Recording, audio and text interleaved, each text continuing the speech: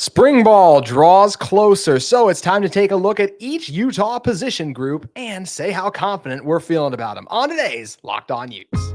You are Locked On Utes, your daily podcast on the Utah Utes, part of the Locked On Podcast Network. Your team every day.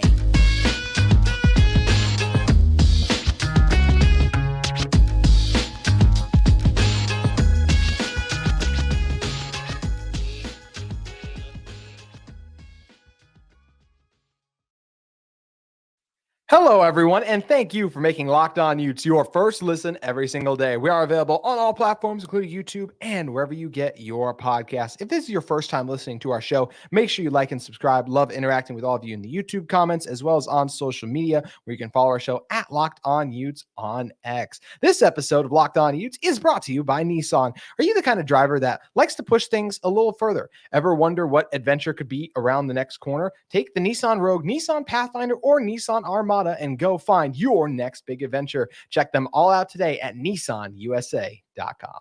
My name is JT Wistrcill, former intern inside the University of Utah Athletic Department. Excited to be joined on today's show by a former Utah kicker and Moose Bingham. And Moose, when you're talking about this Utah football team, we are getting so close to spring ball here coming up. And I'm excited to dive into each of these groups with you. And I think you got to start with the quarterback. So when doing this, we're going to say how confident on a scale of 1 to 10 we are in each position group for Utah, 10 being the best, 1 being not confident at all. So starting off with the quarterbacks first, I'm really pretty confident in this group. The only thing that holds me back from giving him a 10, because I'm confident in Cam Rising, is his health. That's why it's a 9 and not a 10. Because if you're telling me I'm getting Cam fully healthy, it's like that's, and I should say there's one other thing I'll mention in a second of why I'm not like a 10 as well, even if there was even just, we felt a little better about Cam's health. We feel decently solid about it, but it's still been a long time since we've seen him. That's the main reason at a 9. I think Brandon Rose is going to be a good backup. I've not seen Brandon Rose live in a game. I saw him do well in spring ball, but I haven't seen him live in a game against another team. So there's a little concern with the backup quarterback position, but he was already battling it with Bryson. He's had a whole other year to get better. I feel like he's ready for it. So I'm still feeling pretty confident about the quarterback. So I landed with a 9 on this one, on a scale of 1 to 10. But where do you fall in the QB room? I really like the 9. The injuries are a real concern. I mean, not having played football for over a year and a half, Cam's got to be sitting there like ready to take his first hit, ready to get after it. But let's hope that first hit isn't too big, honestly. So with him, I mean, you've got another quarterback coming in Isaac Wilson, who his older brother took over as a freshman at BYU. Isaac Wilson could do the same thing at the University of Utah if given the chance. I think that highly of his game already. You think that, like, if there's a quarterback competition, you think he's got a shot to beat out Rose? Well, there will be one. So you think he's got a shot to do that? I absolutely do. That kid has just a limitless amount of confidence. And on top of that, he has been coached so hard. I've never seen a kid just get MF'd by his high school coach, walks 3 feet, and then gets MF'd by his dad. I'm just like, man, he's just going through the line of getting chewed out, and he's used to it. I mean, Coach Witt to this day terrifies me in a good way. I'm like, I respect the man. I love the man. But Isaac Wilson has had that his whole entire life, and I think he's a kid that can walk in, take the pressure on, and he's had so much success at the University of Utah field already. It's his home away from home. That's a great point. He's already enrolled up there, so we're excited to get a look at him for spring ball. And, you talk about Wilson's potential is so high. I said I really like Brandon Rose. We're talking about a guy who hasn't played a live game rep yet. So will the experience give him the edge over Wilson? Is Wilson being, just the 4-star he is and just all the hype around him, is he going to win that or be the number 2 quarterback? It's definitely something I'm excited to monitor too. So moving off to the QB room, which will always be the talk of the conversation, of course, to some of the skill positions. Running backs, I'm going to go with an 8 here. It's not higher to me because you still lost to Quinton Jackson, and Mekhi Bernard is coming off an injury. But I like what Mekhi Bernard can offer you as, I'd like Mekhi probably more as the 2 back when it comes to running the ball. I still am fine with him getting it on a 2nd and long situation, but not repeatedly. But I am excited about Anthony Woods, and I do think that Jalen Glover is a really nice 3 back. So when you give me those 3, I really like this group. Yeah, I'm going to go a little higher with an 8.5. Not much higher, just a little tick. Just a little. The reason I'm going that is because it's the University of Utah. Let's be honest here. You run the ball. This is what our identity is built on. This is what we do, and this is what's going to give Cam Rising a breather. I mean, at this point, I feel like I could go and run for a few yards behind this offensive line. There's a lot of great things going on at the University of Utah, but the staple of a University of Utah offense, great offense, incredible special teams, and then a phenomenal running game. So when you put those three things together, it's Kyle Witt's three-tiered amazingness, and you're going to see a lot of great things. So the running backs, I don't care who's toting the rock, they're going to do a great job. But I agree with you. Anthony Woods coming from Idaho, really, really, I mean, not enough people are talking about this phenomenal running back. No, he's a game changer and someone I'm really excited because I feel like there's a reason, like you mentioned the Utah running game, how prolific it is. There's a reason that he wanted to come to Utah, and there's a reason that Utah wanted him to. Feel like it's going to be a really good marriage for this team. We know the run game is going to be there for Utah, but the eternal question is the offense going to be more explosive and all of these types of things? And now it's time to talk about some of these receivers that Utah's brought in as well. Look, it was so hard to evaluate the passing game at times last year because of the injury to Cam Rising, and Utah was still doing enough, but so much of it late in the year was like Devon Vele and like piecemeal it together with everyone else. So I liked the connection that Money Parks and Cam showed toward the end of the 2022 season when Cam, unfortunately, then in the Rose Bowl goes down with that injury. And if you're looking at some other guys in that room, right, there's some young players I think that have some potential as well. I really liked what we saw from Munir McClain in some flashes last year. He's a guy I'm excited for too. And when you're talking about another guy, I think Dorian Singer should lead this team from the receiving position and receiving yards. I'll say in a second who I think is going to lead the team overall in receiving yards. Not going to be a surprise, but I'm really high on Singer. I like his game, but there's still a lot of unproven elements for this. So I'm going to go a 7 in confidence for the receivers. Honestly, I'm going to go an 8 because of what you're saying. Yeah, I mean, you're saying the tight ends are going to get thrown to a lot, which is great for receivers because it gives you a lot of one-on-one coverage. And you don't have that safety clouding over you. That safety is going to be over the tight end. So when you've got a one-on-one with receivers like Dorian Singer, David Washington, the 4-star phenom freshman, Tyshawn Lyons coming from Washington, another 4-star. How many 4-stars can Utah get? I mean, as many as there are in the sky, it seems right now. And the transfer portal, some teams, they say, c'est la vie to our best players. Utah says, come on home, let's bring them on in. And they've got some great receivers coming in that it may cause them to think, maybe we should do some 10 personnel. I think it is. I think it finally might get Utah to make that shift as well. And you mentioned Lions and Washington in particular. What about just those guys' games gets you really excited about their potential at the University of Utah? You know what? They're explosive, great hands. They can climb the ladder. Both of them, I'm just like, let's freaking go. And let's not forget the other guys that are coming in. Case Kinneram from a wide receiver out of Cali got 1,000 yards. Cameron Mitchell out of Sierra Canyon. He's kind of more of a Britton Covey type player, but he is ferocious.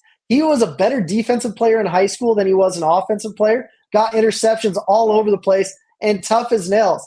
I mean, bringing in 5 wide receivers to spring ball as early enrollees, that's saying a lot. Saying, hey, we got to adapt because we're going to be in the Big 12 where offenses are a little more wide open, and we may have to play from behind at times and open up the field and get after it. They're definitely going to have to. And someone that has always helped Utah open up the field, with the exception being the last 2 years when he's missed, has been Brant Keithy. I want to talk about what him and the rest of the tight end room can do for Utah, as well as all the other position groups. We still got to dive into on this one with everyone in one moment. But first, I want to talk to you about one of the sponsors of today's episode of Locked On Utes, our great friends at FanDuel.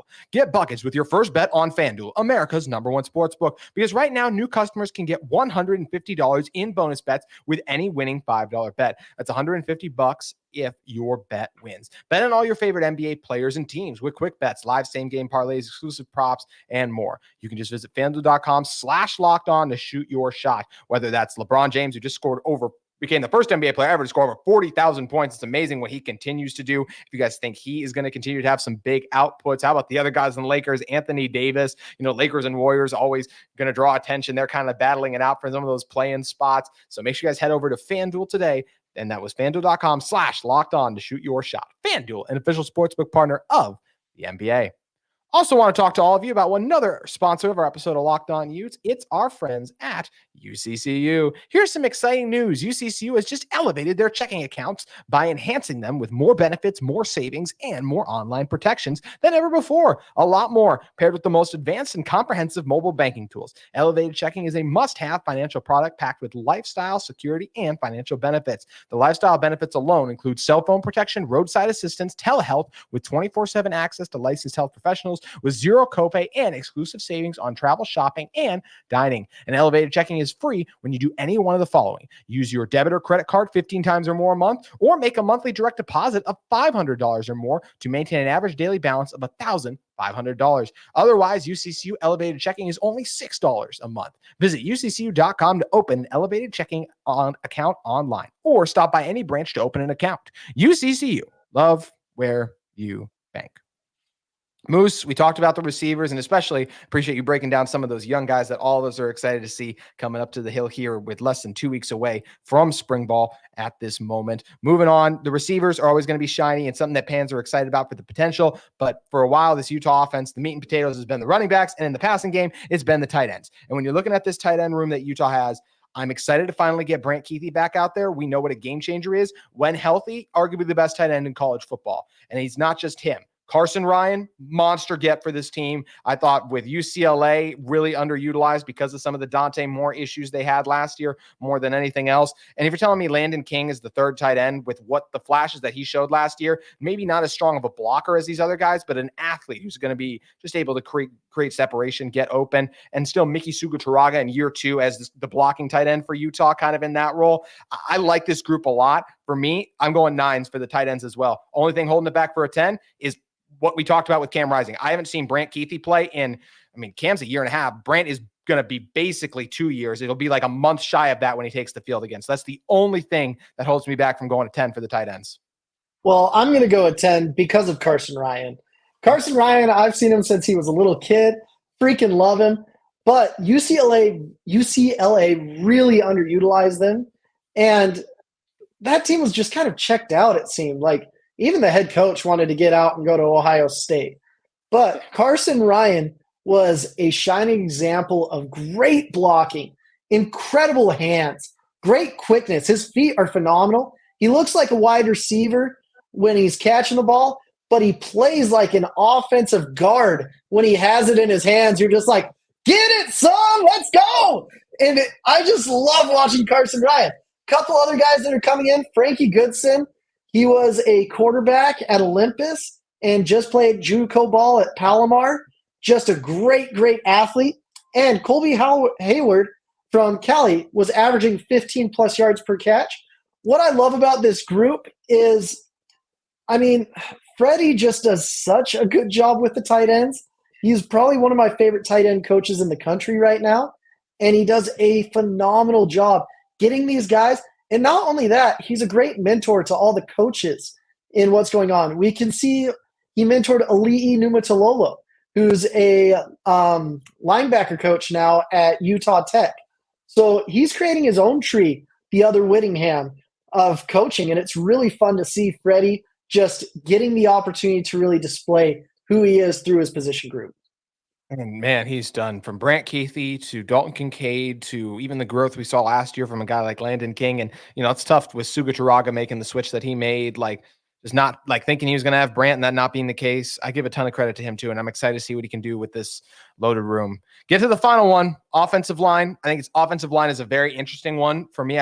This is the one I think I went back and forth on the most because you do lose Keaton Bills and Satao Laumea. So you lose your 2 best guys to me. I said numerous times on this show, I think that everyone on the Utah offensive line, the 3 guys who are returning, Moka Fisi, Coley, and then Spencer Fano over at left tackle, I thought they all played well and should be they played solid, should be the front runners to start. I don't think any of those guys have those positions locked down because of some up and down play at moments we saw up front on the offensive line. So you got 2 starters you got to replace, but I will say, this Utah offensive line was still really good last year, still ran the ball well, still gave Bryson some time, so I'm still going to give him a 7, but I'm curious to see how the holes get patched. Of all the fighting words I've ever heard, JT, my goodness. Doubting the Fano kid? Doubting my favorite lineman? Oh, my gosh. So, They've got their jobs locked and loaded as my voice cracks. But you add Isaiah Garcia in there. You had one of the top linemen in the entire country. There's more competition going on at his position. Sorry. But you've got to see that there's great competition. And Harding, he was playing with a pretty bare covered last year. Now he's like, let's freaking go. And then what I'm excited to see is the portal's going to open up again. There's going to be opportunities for even more guys to come in, more competition. And competition is what's going to make this Utah team grow and freaking go. So what were you at confidence-wise? Where did you land on the scale? Oh, I'm about a 7.5. You're 7. Just a little bit. Once you started to bring up transfer portal stuff, I was like, here he's coming at me with all this smoke. Yet he's talking about, maybe they should be looking what else is out there too. But I do like that you brought up Garcia, because after what we saw from Fano starting right away, I'm curious where you land on this. Based on what we saw from them in high school, like if you're projecting who has a better chance to play in their very first year, like just the player themselves, not talking about what's available to be had, I actually thought Garcia was more ready than Fano was, Garcia at this point, than Fano was last year, because I thought Fano needed to add more weight and strength. And then, man, I just felt like I blinked and he was able to do that in spades, which is why he ended up being the team's starting left tackle. But how confident are you in Garcia's ability to come up right away and compete for one of the starting tackle spots? So Fano, I covered him for 3-4 years. The crazy thing about Fano, I never saw him lose a rep. Let me repeat that. I never saw him lose a rep, ever. It was unbelievable. What I like about Isaiah is I have seen him lose a rep, but he went to Corner Canyon to lose a rep. He wanted to go against the best. That's not something Fano had the opportunity to do. He was playing 5A, not 6A. And Garcia did good against Bobby Terrell from Lehigh state championship game. He did. He did great. And Bobby is Bobby's doing really good at Washington State. He was on travel squad as a freshman, just a stud. But Garcia has to get over a small injury, which is something that I'm a little weary of. And if he can do that, I think he has the ability to go in and have as good of, if not better of a season as Fano. He definitely does, and it's going to be exciting to see. We saw Fano right away started to turn heads in spring camp. Now, we didn't exactly think he's going to be starting left tackle, but everyone was like, oh, he's ready to compete for it at least, and we'll be interested to see if Garcia is able to do that as well. Shifting to the defensive side of the ball, I want to combine the defensive line and linebackers. This is a top 5 run defense in college football last year, and I mean, I just feel like you only lost Jonah Ellis, and Jonah Ellis is a tremendous pass rusher. They will miss him. But I mean, Logan Fano should be back and recovered. They hit the transfer portal hard, right? You get a guy coming over from UTEP and Vaughn. You get John Henry Daly coming in from BYU too. And that's not even mentioning an internal guy like a Chase Kennedy. Maybe he's poised for a breakout year. And I haven't even brought up Connor O'Toole and Van Fillinger. And the D tackles, everyone is back. And the room was already crazy deep from a year ago. So when you're talking about D-line, I go in 9. My only question, as I mentioned, is, okay, like Ellis was so dominant. I just don't want to discredit him by being like, oh, Toole, those guys are still good, but can they reach that level? Then for the linebackers really quick, this is the only place I went at 10 because I love Lander Barton. I love Corene Reed. And you're telling me Leavani Damuni is the 3rd guy. And I think Fotu is the 4th, is solid too. I love this linebacker room for Utah. I think they're exceptional at tackling, coverage. They can do a good job getting around blocks as well. They're physical tacklers. I love this linebacker group. So to me, the D-line's a 9. Ellis, the only thing that holds it back from being a 10. And the linebackers, I get everyone back from a unit that was a top 5 run defense in part. So to me, linebackers are a 10. Yeah, I'll give you that, especially because Utah's basically in a 4-2 most of the time. And they're bringing in a lot of linebackers as well. I mean, when you have a all-conference player from Stanford as your backup, let's freaking go. But let's talk about the defense and the guys that are coming in.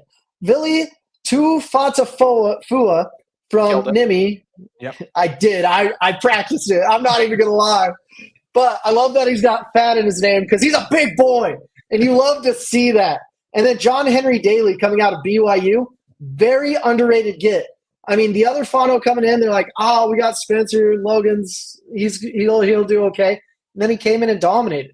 I expect John Henry Daly to do the same, dominate and push Fano for that starting spot. There's so much competition that it's great. And then let's just add a bunch of linebackers to the fray. Braden Bayer from Park City, great lacrosse player and went to prep school. Moroni Anai, came back from a mission. Another good linebacker. Kenai Lopez, a linebacker out of St. John Bosco that's originally from Nevada. Hunter Andrews, he played running back in Texas, had the exact same measurables as Harvey Longy. And you get to see guys like that, and you're like, ooh, something good maybe coming this way. Yeah, it's a great group. I'm excited to see where they can go. Where were you at confidence meter-wise for the D-line and linebackers? Good job coughing off camera as well. Appreciate you being a veteran on this. Only your second time on it in a couple of weeks as well. So you got your rhythm, man. You're feeling it. Oh, I'm ready to go. Probably, if I were to guess my confidence level, it'd probably be 12 out of 10 for each of those groups. Wow. I can't get higher than you. I literally, even when I'm positive about these guys, I can't get higher than you. It's Utah's front seven. They're amazing. Like, the whole entire country looks with envy to the great slopes of Salt Lake, saying, how do we get us some of that? It's absolutely true. I mean, I still can't believe like some of the like Peppa being a backup and guys like Tanu Vasta popping up out of nowhere. It's like by Maki is like, even amongst hardcore Utah fans at times, I feel like he's underrated because he didn't get on the field a ton last year. And I'm like, this guy's a monster too. So, and they're still all there. So I totally agree. It's crazy. And, you mentioned the reputation of the front seven for Utah is tremendous. The reputation of the defensive backfield, also amazing. But they lost a lot. So that's where I think it's an interesting discussion that we're about to have of our confidence there. And we still got to dive into Utes at the Combine. All of that coming up in a moment. But first, I want to talk to you all about another sponsor of our episode of Locked On Utes in Nissan. Are you the kind of driver that likes to push things a little further? Ever wonder what adventure could be around the next corner? Our friends at Nissan have a lineup of SUVs with the capabilities to take your adventure to the next level. The 2024 Nissan Rogue is perfect for city drivers and great escapes. Their class exclusive Google built-in is your always updating assistant to call on almost anything. Gone are the days of connecting your phone. Google Assistant, Google Maps, and the Google Play Store are all built into the 12.3-inch HD touchscreen system. The 2024 Rogue is the perfect mid-size crossover for your next adventure. And don't forget about the 2024 Nissan Armada too. It will change what you expect from a full-size SUV. Picture a rugged 4x4 that can seat up to 8 in first-class luxury and style. Tow bigger and explore further in the 2024 Armada. Take the Nissan Rogue, Nissan Pathfinder, or Nissan Armada and go find your next big adventure. Shop NissanUSA.com. Moose, looking at the defensive backfield for Utah, this is another one where it's very interesting to me when we're talking about our confidence meter at, because how much of it is, do we trust the coaching, which is obviously tremendous, when what Coach Shaw and Morgan Scalley are able to do back there, as well as proven commodity and talent. Because let's start with we'll do them both together. So cornerbacks, I landed at a 7. I really like Zamiah Vaughn, obviously, and everything what he's able to do. I think him coming back as the number one corner is really good. I've said this several times on this show. I think at times JT Broughton and some of the cornerbacks got maligned a little too much for me because, yes, maybe they'd give up a big play or two, but Utah's defense was tremendous. Like, if you're giving up one or two big plays, but you're still holding the team well under, this was an elite defense last year. They were tremendous just because they're going to get beat on a big play once or twice while still holding teams under 14 points on most occasions. I'm going to be really pleased with the effort. So you do have to replace guys like Broughton and Miles Battle too. But when you talk about the DBs, feel good about Vaughn. So then you mix in a Smith Snowden, Calhoun coming on as well. And I know you're a Smith Snowden guy. I'll give you a chance to talk about him in a second too. But you get a guy in CJ Blocker who's still waiting in the wings as well for your Utah. You get a veteran in Keenan Johnson coming over from Georgia Tech. So I like the bodies in that room. I just want to wait to see how it all clicks. And then same thing with the safeties. I'm going to go with 6 because Sione Vaki and Cole Bishop, transcendent last year. They were unreal. We're about to talk about how they tore up the combine, right? They're not there. So how well, I really liked what I saw from Jonathan Hall and Nate Ritchie, but they're, once again, it's not proven commodities. That's where it helps getting Gilman from Stanford, right? I think he could be a really good piece too. And I mentioned Teo Johnson, who had great flashes last year. So maybe I could have gone up to a 7 for this one too, but there's just not a lot I've seen there. So how much of it is I trust the players that I haven't seen do it, or should I just be trusting fully in the coaches that I know every year? I'm not going to, being low in confidence right now isn't me saying this group's not going to be good. It's more of an unknown because I haven't seen these guys yet, even though I do trust the coaches. Yeah, so a lot of these guys, if you're listening on the radio, I'm doing quotes, are unknown, quote unquote. Nate Ritchie, dog. Kelly Galeman, absolute dog. But do you know who I trust more than players is coaches. So who are the coaches that we have? Oh, yeah. The defensive coordinator, who I love, and our quarterback coach is an absolute dude. I can't say anything bad about these guys. I mean, NFL teams have come after Morgan Scalley. There's been a plethora of college teams where he says, a Utah man am I, and I am a Utah man. Like Sharif Shaw, I don't know if there's a better or more intriguing human being on this earth. Sharif, every time you see him, he does the double-handed fist shake, and he looks straight in your eyes, and you're like, where are you from? You're a lawyer that's a Muslim that's coaching football. And he's the most interesting man in the world. But he does a great job identifying and developing players. Look no further than Julian Blackmon, what they were able to do with him. You look at Smith Snowden, I am chomping at the bit to see what they do with Smith Snowden, because I disrespected that man once in my life. His sophomore year, I rated him as the second best defensive back next to Ike Larson, the starter at Utah State, who was a senior that year. And boy, I haven't heard the end of it to this day. And I shall never make that mistake again. I believe in Smith Snowden. And like you said, when we've got Cameron Calhoun coming from Michigan, he's been a part of a winning culture. He understands what's going on. You've got Keenan Johnson coming from Georgia Tech, long Florida boy that can get her done. I mean, and you've got Jelani Davis as well from Mater Dei.